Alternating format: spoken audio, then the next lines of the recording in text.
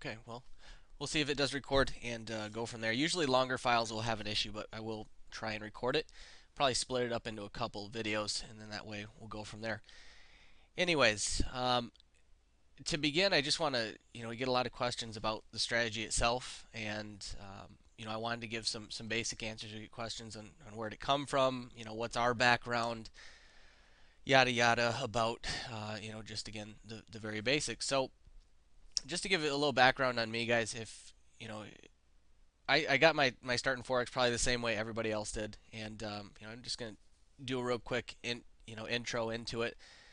And with that start, eventually down the road, I started to work for the Diamonds Room. You guys may have heard of Forex Peace Army. I'm sure everybody's been to Forex Peace Army. They used to run a room called the Diamonds Room, and it was a room before rooms were really cool, and it was more or less based on news, based on trading the news, because that was 4 or 5 years ago. News trading used to be a lot easier. News trading used to actually work. So that's really where I had my start. Got into trading, got into trading news and teaching different parts about how the market works, how to spot banking activity. The stop run reversal video is really the first video in the base of this type of strategy that is towards spotting manipulation in the market. Manipulation is the one thing in this market that gives us an extremely high degree of certainty as to the next direction of the market. Because, and again, we'll get into the basis of that, but that was a video that you can see on YouTube. It was a couple years back, put that on there. But the principle of the strategy is something that is really very basic, and that's what I wanted to get into a bit and talk about, and then we'll kind of bring it over to the charts and discuss how we traded on the charts. And the basic principle is that there's 10 banks that control well over 50% of the volume in this market.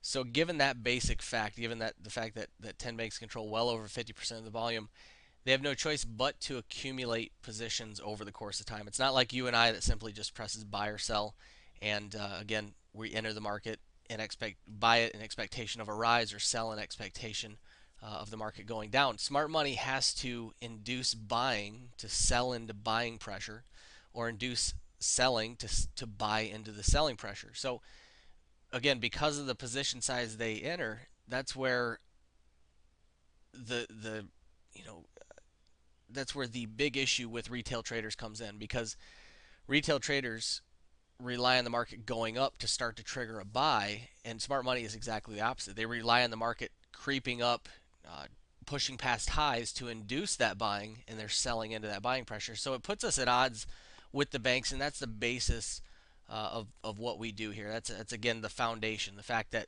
banks have to accumulate these positions. And so our single question then becomes, once we spot accumulation, what are the banks accumulating? Really what the single question comes down to. It doesn't boil down to anything more complicated than that. And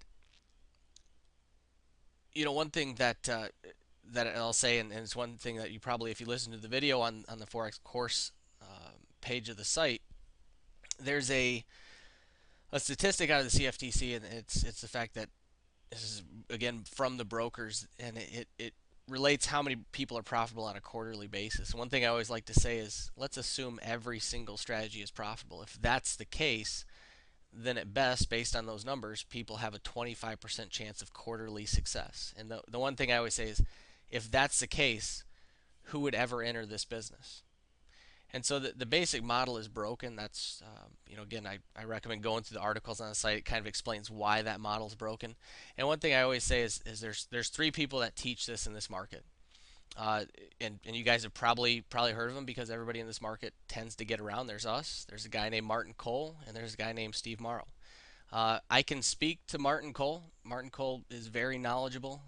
I've seen his stuff. He's very knowledgeable. While I don't use his volume based stuff, and I don't personally feel it's applicable to what I do. I know the guy is very knowledgeable, and we have a lot of Steve's members, whether current or old, whatever it may be, and they speak highly of him. And so what I always say is, if you're gonna learn this market, learn it from one of the three.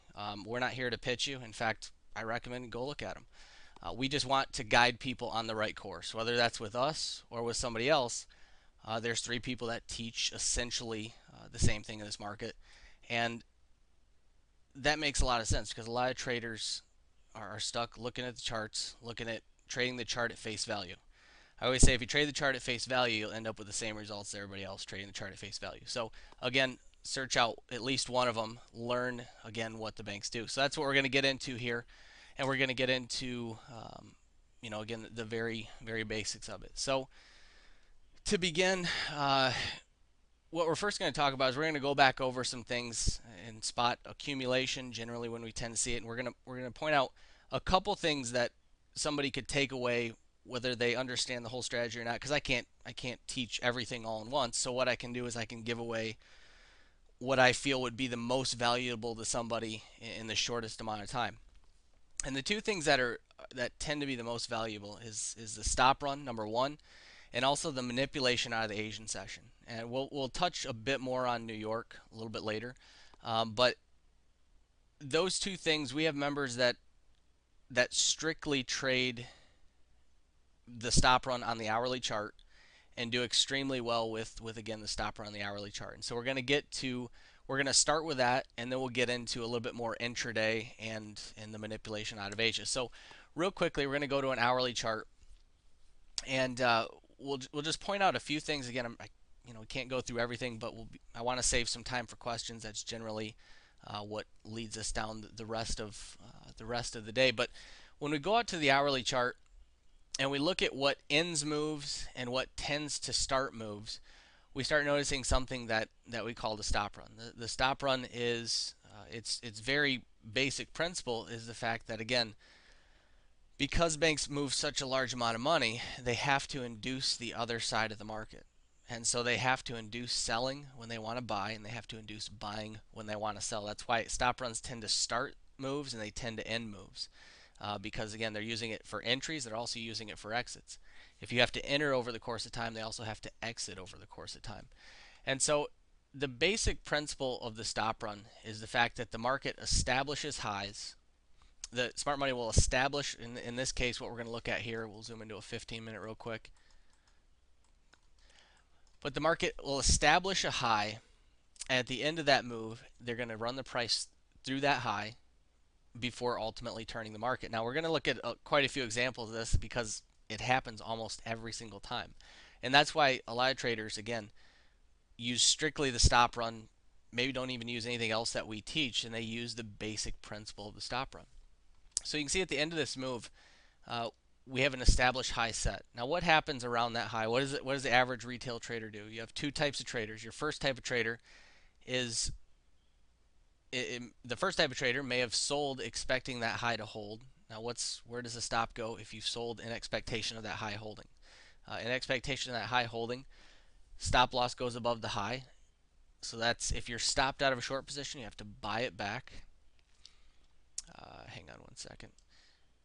Not seeing any charts. You guys seeing the charts? Any issue with charts?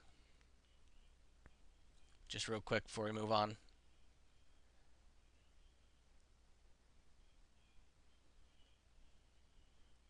Okay.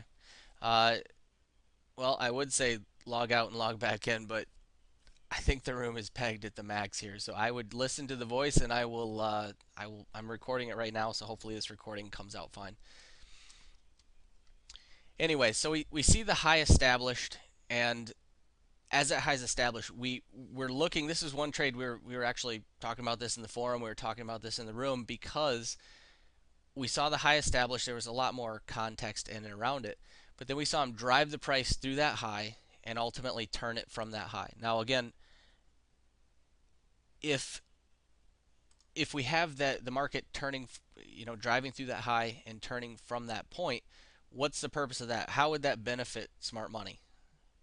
Well, first and foremost, again, if you had somebody that was short and the high is getting blown out, they're having to buy it back. That's one type of buy order. You also have those that are buying on the breakout. So those that are buying on the breakout, that's the second type of buy order. Now, again, smart money, if they want to exit their overall long position, they've been driving the market up, by inducing that buying pressure, they're able to sell into the buying pressure, and that's what turns the market. I'm going to go through a few more examples of this, and then we'll go ahead and answer some questions here. So again, we'll go down to the very end of this move. What ends the move here? This is another trade we did very well on. It's actually a trade we closed out in the room for 120 or so pips. A lot of traders caught it. Gave a first example here, but speaking to strictly the stop run, and this is again what ends moves and what also starts moves. It's ending the move to the downside, starting the move back to the upside. We see a clear established low. We see the market take out that low before driving the price to the upside. What happens when that low is taken out? Again, this is an hourly chart. So what happens when that low is taken out? Well, as that low is taken out, we have those that were long expecting it to hold. They have to sell it as they're getting stopped out. And we also have those that are selling on the breakout. So there's that massing of retail sell orders below any major support point. Smart money drives it into those sell orders and buys into the selling pressure. Again, if you don't have a seller, there's nobody to buy it from. If you don't have a buyer, there's nobody to sell it to.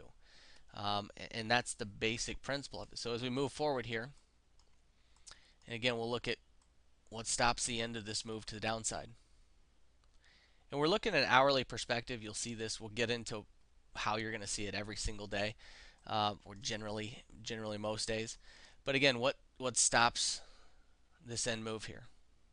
We see the market blow through those lows before ultimately starting the move back to the upside. And again, as we go through here, we'll see multiple examples of this. This was I'm pointing out ones that were pointed out in the room, and the reason for that is because it was the ones that I remember off the top of my head. But again, marking the end of this move, very clear stop run. The stop run, what makes this clear is the break through that point. Generally, I like to see a 5 to 10 pip break, bare minimum, and I want to see it retracing and closing back down, in this case below that resistance point within that same candle. So the point is not the candle formation, it's the fact that that is a clear established high. Around any high, you're going to have two types of retail traders. You're going to have those that are selling, expecting it to hold. They put their stop loss above the resistance. As they get stopped out, they have to buy it back. That's one type of buy order. And you have those that are buying on the break higher. With all that buying pressure above that point, again, they sell into the buying pressure. That's why you see the stop run at the end of the move. Marks the beginning, marks the end of a move. So again, we'll go into, this is actually another one. I think this might be a recent trade here. We'll zoom into a 15-minute chart real quick. But before the start of the move, we'll zoom over here real quick. We see them take out the Asian highs. They take out those Asian highs, ultimately driving the price back to the downside. And so again, we're just illustrating the point of the stop run. We're illustrating the point of the fact that at the beginning of each move and at the end of each move, you tend to see a stop run. We have traders that, again, and I say this because these are the things that are, somebody could take a very basic principle, apply that principle, and get out from using, the indicators that have, and I say this each time, and I say it hoping someday somebody's going to prove me wrong, but I've never met a trader who takes an indicator, strictly trades based off indicators on exact strategy without any type of gut feel, and trades profitably with that strategy. Everybody has to answer that question for themselves, but there's a reason for that. And there's a reason the price is driven beyond support points before they turn it, and beyond resistance points before they turn it. Again, the market consistently will do this, and you'll see it repeatedly on a larger hourly scale, and you'll see it on a short-term scale. Now, the short-term scale is what we're going to get into next, and this is one of the clearer things that you're going to see throughout the given day, especially out of the Asian accumulation. So we'll go back to where we started here. Again, we started back in February 23rd. What we're going to do is we'll zoom into the 15-minute chart, and we'll see the consistency at which you see a manipulation move against. All right, guys, let me know if anybody else has an audio issue. Sorry about this. There's usually a couple that will have an audio issue. Audio's good, that's what I figured. Usually I can tell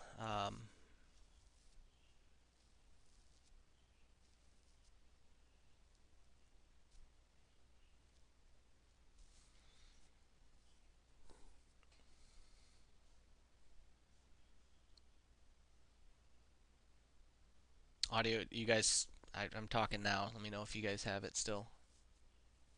Okay. All right, yeah, I must have just stopped on or stopped talking for a second.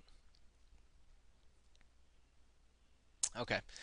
So we're going to get into short-term manipulation. One thing, if you do lose audio, and I can't guarantee you get back in the room, guys, the one thing that tends to fix that is you log out and log back in. But again, once I'm sorry, we're pegged at 50.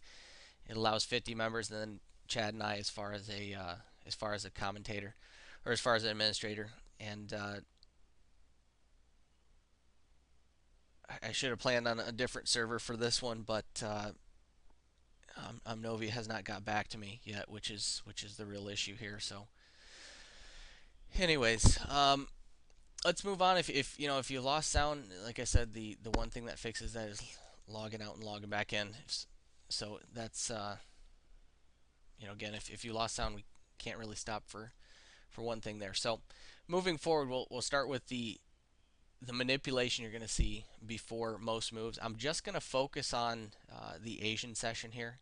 And the reason I'm going to focus on that is because, again, I can't cover every single thing. We'll get into basics. I've covered a lot in some recent videos that you can use to judge things in context. But the stopper on the hourly chart, extremely powerful tool. There's other information on that on the site. There's more information on further explanation on that point. The second point I want to have before we start to answer questions, I know a lot of people have been through a lot of information on the site. If they have questions on really anything, we'll answer that. But I want to go through the Asian accumulation and give a little bit clearer point on that. Okay, so once we've again, the way the market tends to run, and this is a very common thing. There's a name for the manipulation out of Asia. It amazes me that you don't see more people looking at this because it is, as far as, and I hate to use the word pattern, but is the most consistent pattern that you will see in this market. And that's because, again, they have to induce the other side of the market. If they're going to buy, they need sellers. If they're going to sell, they have to have somebody buying it from them. Now, banks move not only their speculative orders, but they're also using again what we call general order flow. Now, with general order flow, that's the order flow for worldwide commerce to take place. You have people that need to exchange pounds for dollars, euros for pounds, whatever it may be. There's general order flow. Now, this general order flow is used again to manipulate price. If they want to buy the market, inducing selling, pushing through certain general order flow to induce the market to move one way, and again, starting to trap traders. As you have this,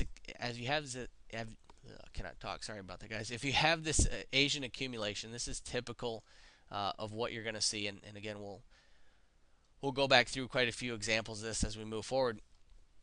But after a while, you got to start asking: is it coincidence that you see a manipulation move almost every single time before the market runs?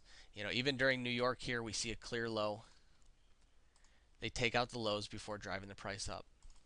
We come up to the Asian session. We see them take out the lows, start to induce London breakout traders, common strategy. Anybody that was long putting their stop below the support gets taken out. They have to sell it back. There's a massive retail sells below any clear support point. Smart money knows if they drive the market into that position or below any support, they're going to start to trigger those sell orders.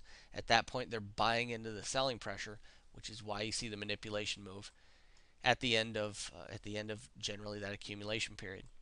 So again, we'll go back and we'll start to go over to where the market begins to fall.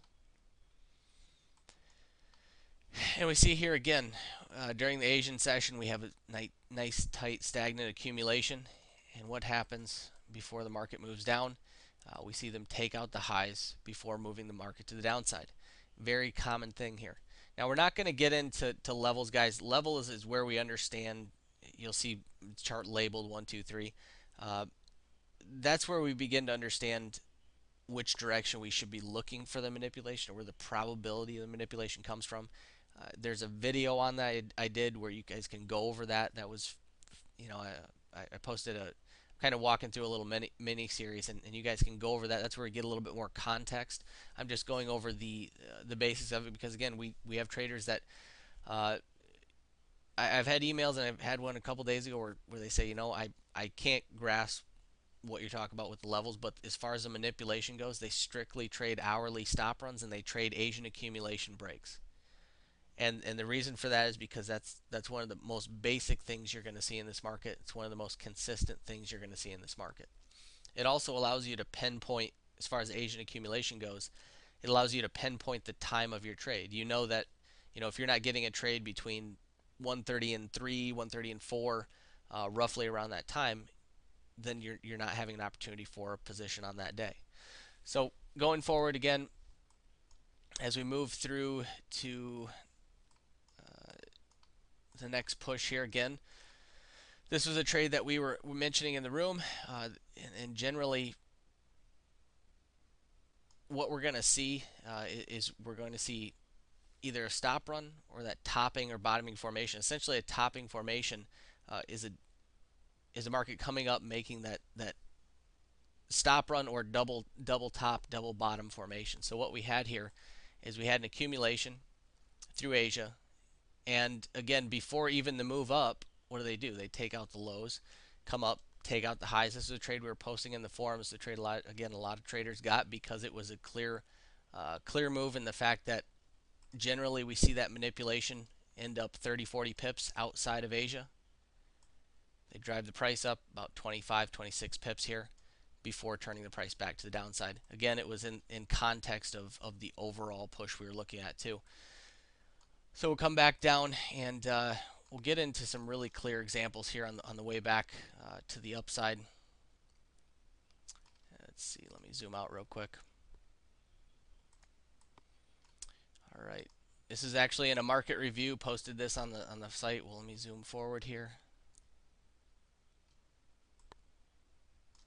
Take out the lows before moving the market back to the upside. Shocking. But let's get into this Asian accumulation. Now, this is actually a market review that's on the site because we were, 12, 14 hours in advance, we were talking about, okay, we're going to look for the Asian accumulation. We're going to look for them to manipulate down before ultimately driving the price up. Now, the reason we did this is because of the overall push that we were in, which, again, I'm not really going to get into much today. But, again, looking for the manipulation outside of Asia. The keys here, guys, that some basic principles you can use is that generally they're going to, during the Asian session, you'll have a fairly tight range. That's your best opportunity when you have a fairly tight range. So they're going to set, obviously, within a range. Every range has a high or a low. And generally outside of that range, a safe bet is to look for the manipulation to end around 20 to 40 pips in that region. It's never exact because, again, we're looking for a range there. But also, you got to figure back in 2008, if you guys were around during that time, you'll know that the pound the pound yen very commonly had four or 500 pip days. Pound yen would have 1,200 pip weeks. So the manipulation was a bit deeper. That does change with the volatility as time goes on. But the fact that they're going to drive the price against the overall push is something that will never change. And that's because it's a basic fundamental. They have to have sellers if they want to buy, and they have to have buyers if they want to sell. That basic principle is where the manipulation comes from. And again, why it will never change, whether it's now or whether it's 10 years from now. So when we learn to trade the manipulation, when we learn all the little nuances with it, when we learn the overall perspective, which direction we should be looking for the manipulation, it's something that's not going to change. And that's because, again, they have to have buyers when they want to sell, and they have to have sellers when they want to buy. So we'll go forward again. And what do we see? We see more Asian accumulation. We see them take out the stops low, induce selling, buy into the selling pressure. So again, we'll go back to, let's find some other things I wanted to point out here. Now this is a trade, and again, there's probably 1,000 examples through there, guys. I'm looking for clear examples because I want to show the best things that can help somebody moving forward. Well, the thing is, when we talk about smart money, and this is one of the parts in the course, one thing we mention is when we say smart money, uh, we're not just simply talking about retail orders. Smart money is the mega banks. Now, outside of the mega banks, you have large funds moving a very large quantity of money. You have those on the floor outside of smart money's general order processing that is moving volume. A lot of floor traders, what people don't understand is they're trading for personal funds. They're trading their own funds. There's a good video out talking about floor traders. It's actually a little series called Floored, and the majority of floor traders are traders that are moving their own money personally, or they're small funds that they trade, and they're trading, again, their own money. So this is a competition not just versus the retail trader, because the retail traders, in essence, only make up about 10 to 15% of the volume on any given day. But it's also everything outside of the banking industry. The banks control the vast majority, but outside of that, there is, again, there's other competition outside of that, which competition is liquidity. And liquidity is something they need in order to enter a position.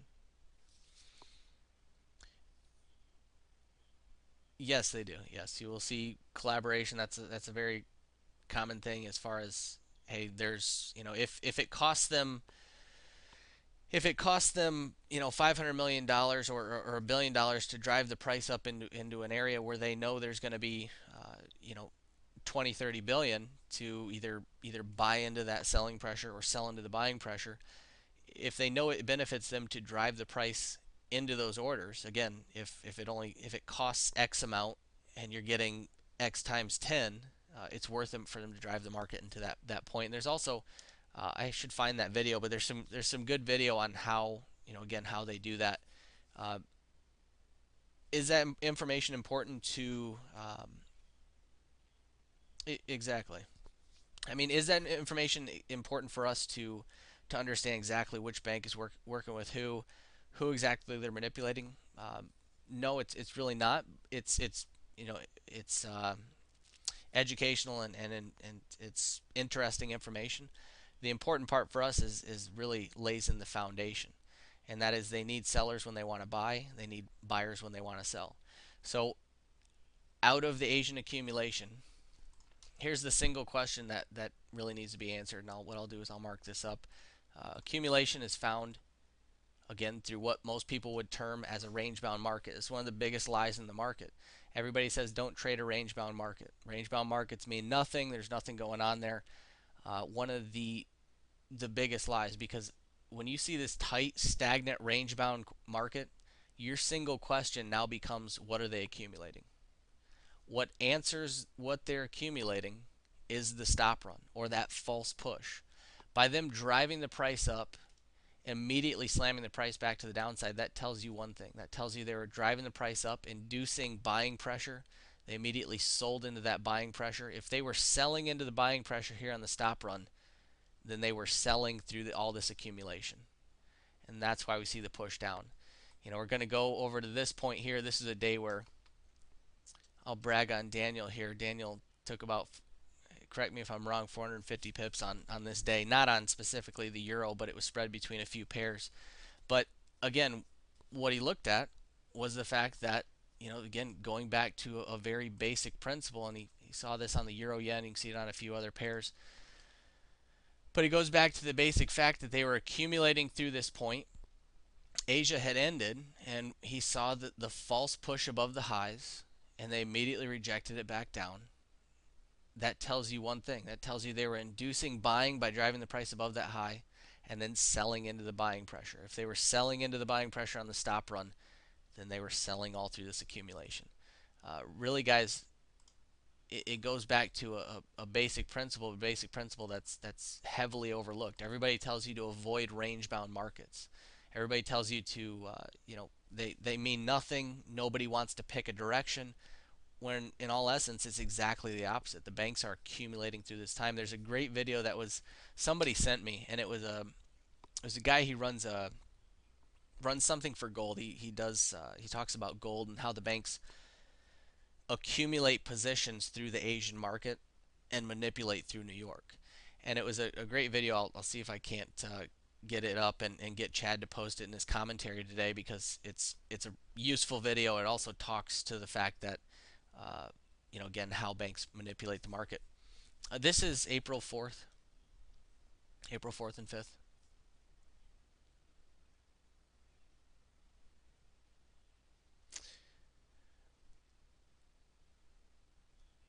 So guys, that was what I really wanted to go over. I wanted to go over that a bit more. I know we've had the reason we're running this training session, the reason we'll probably run some more in the future, they're going to be a lot more organized in the future. Again, I had this kind of dumped on me last minute, guys. Helder was supposed to run this training session, but again, had that dumped on me last minute. So why you're getting me today, and while I'm happy to be here, happy to answer questions, the the basis here was the fact that I wanted to show the manipulation, how the manipulation can be the one key to somebody's profitable trading. Without a doubt, I go days without finding a trade, and I will be the first one to tell you. In the last 2 days, I've taken 2 losses, and because I've very simply, the manipulation didn't have follow through. Both of those trades gave up. The euro trade, some people took it in the room and it gave up about 50 pips, but that's not enough for us to take profit. Generally, one good rule of thumb, guys, is that you're going to see, if you've truly identified that smart money has manipulated the market and you've truly identified a stop run, then what that tells you is that tells you that you're in for at least a 90 or 100 pip move. And so when we only see a 50 pip move, a lot of times I'm not going to take profit on that, because profitability comes from two things: your win loss and your risk reward. And somebody trading with a 2-to-1 risk reward, which when you've identified a stop run, is is a small risk reward, because we're entering with 20 pip stops and we're expecting 90, 100 pip moves, so it allows for 3-to-1, 4-to-1. But when we've again, when we've spotted that move, there was, like we've seen, actually I'll point it out here, a trade that we were looking at yesterday. A couple people took. We were writing it in the forum. We had this established high. This is the high was on the 10th, and the stop run came on the 11th. We had a stop run through that high, came back up, created another stop run through that high. A lot of members saw roughly 50 pips of profit. Some people had it come back to break even because they were expecting this level 3 type accumulation to break, but it just never broke to the downside. It was a good trade, gave up some pips, but not quite meeting our criteria for the length of the move we want to see. Again, when you've truly identified the manipulation, you gotta ask yourself this: if they took hours to accumulate through Asia, and they manipulated the price at the end of Asia, generally start of New York, within that couple-hour window, if they've accumulated for that length of time, or they've accumulated for that length of time, wouldn't it make sense that it would take them a good distance to exit that position as well? If it took them hours to accumulate, it's going to take them a while to exit that position. That's the Achilles heel of smart money, and why they're trackable. Because of the position size they enter, they're trackable. They're trackable with the fact that this move up started with them. Again, let me get this here. Why did they take out the stops low before driving the price to the upside?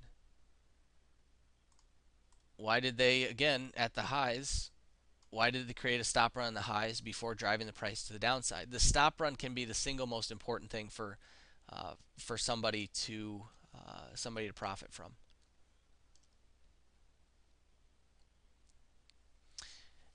Because it's not an easy sell. I mean, you guys know, and hopefully people that have been around the site know me enough. I mean, at the beginning of this webinar, I told you 2 other people that you can learn this from, and they both sell a product. Chad and I are here to help traders. We've been around for a long time, and we're here to help traders. And the bottom line is, it's hard to tell somebody, hey, we're going to put as much work into you as you're going to put into yourself, but it will require work out of you. Chad and I put a lot of work into our members, and we see a lot of success. A couple members have, last couple months have outperformed me, and I'm happy about that. That's the best judge of success I can have. Fred, I don't know about all that, but we try. I mean, we try and do the best we can. And again, like I was saying, I don't know why more people don't teach it. I think a lot of it has to do with the fact that it's easy to sell somebody, hey, there's the belief that there's an indicator or there's an EA or there's a price pattern or there's a chart pattern that in and of itself is going to make somebody profitable, uh, is is a belief that perpetuates this market. This is extremely over advertised market. And so when you tell somebody, let's get back to basics, let's go to the very foundation of how the market works. The market works because banks accumulate positions, they then manipulate the price, and then they trend the price this far. This is how they trend the price. This is how we're going to read how they trend the price. This is what we're going to look for on a daily basis. All these people, they start to hear work. All they hear with my words is, well, that's going to require effort on my part. That doesn't require me just putting an EA on my charts and it trading for me. One thing I always like to say is, I'm going to love the day I want somebody, I'm begging somebody to prove me wrong. Send me an indicator or send me an EA that is profitable. It'll never happen. The reason I know that is because you have to ask yourself this question, guys. We know how brokers work, right? When you buy, they sell it to you for the most part. Go read, Alpara US's risk disclosure statement or their counterparty agreement. They tell you right offhand, you should be leery of anything we tell you because we benefit when you lose and we lose when you benefit. They literally say you should be careful of anything we tell you because we're in direct conflict with you. And so then I say to myself, and everybody has to answer this question for themselves. I can't answer it for you. Um, if that's the case, then let's look at the free education that these types of brokers offer.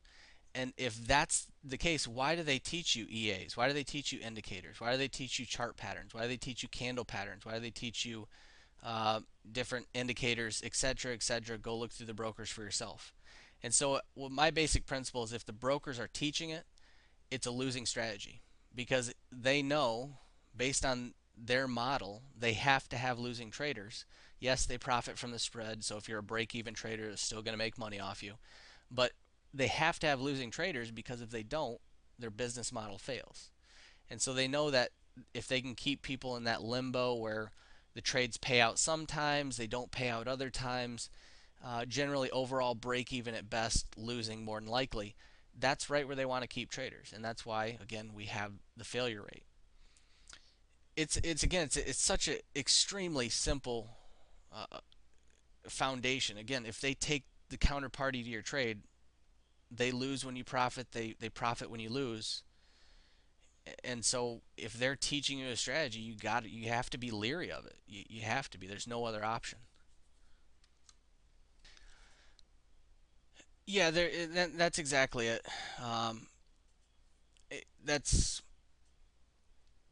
our job as a trader, and what's going to separate a profitable trader from a losing trader is whether you understand the very basic principle that the banks are the single driving force of this market. If we know what they're doing, we don't need another piece of information. So once we identify that banks accumulate, they then manipulate the price, and then they trend the price. Once we understand that basic foundation, that's then we can build on it. Then we can build on, okay, well, how do they trend the price? When should we look for this manipulation? Uh, how do they drive the price intraday? How far do they tend to drive the price intraday? How far do they tend to drive the price on a weekly basis? How long do they trend the market for? And so, exactly, and these are things that again Chad and I talk about on the in the videos that we put out on the site.